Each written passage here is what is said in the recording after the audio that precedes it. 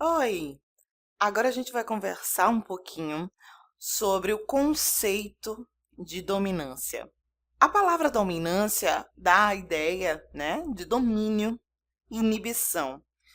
Essa palavra, ela faz com que a gente pense em que existe um fator, uma pessoa, uma entidade que domina, que oprime, e a outra que é oprimida, né, que é inibida de se expressar. Essa é a ideia dessa palavra, dominância. Trazendo esse conceito de dominância para os termos genéticos, seria mais ou menos a seguinte situação.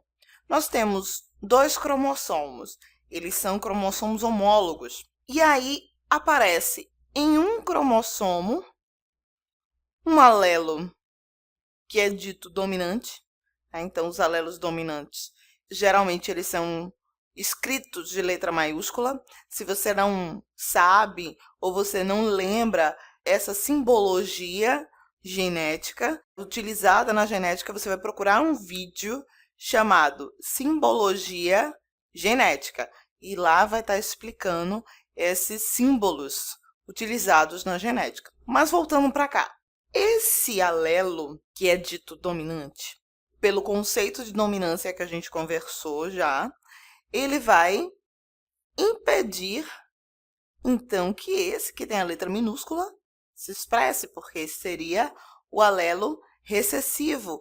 Então, o alelo no cromossomo homólogo, o alelo dominante, impediria o alelo recessivo de se expressar. Então, o alelo dominante está presente, então aquele alelo recessivo não se expressa. Só que nenhum alelo exerce ação sobre o seu par no cromossomo homólogo.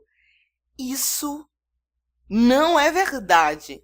Não é verdade que um alelo em um determinado cromossomo vai impedir que o outro alelo em seu cromossomo homólogo se expresse. Então, não existe exatamente essa relação de dominante e dominado. Um alelo não impede que o outro alelo se expresse, ok? O que acontece, então, com esse alelo que é considerado recessivo, o que é inibido pela ação do dominante? Primeiro, a gente tem que entender que as proteínas modificadas pelo gene afetam o funcionamento celular. Então, as proteínas que são produzidas, tanto por um alelo quanto pelo outro, vão influenciar no funcionamento da célula. Os alelos que são considerados recessivos, eles têm uma sequência de bases nitrogenadas alteradas. Sabendo que dessa alteração, eles não conseguem se expressar corretamente, justamente porque essa sequência está alterada. Se eles não conseguem se expressar corretamente, não existe o produto gênico desse alelo.